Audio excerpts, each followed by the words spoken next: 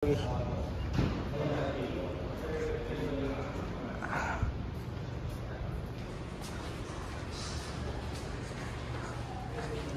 Ito sila yung 5. Sila yung 6 pala. Sorry. Ito yung mga unit na nandito sa showroom nila. Ay, sige ba. Upo lang muna kayo dun sa VIP room yung sa gitna.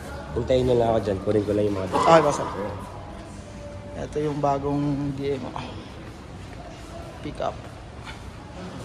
Ganda ng pick up. Ito yung Seagull. Dolphin din pala to. Ito Dolphin.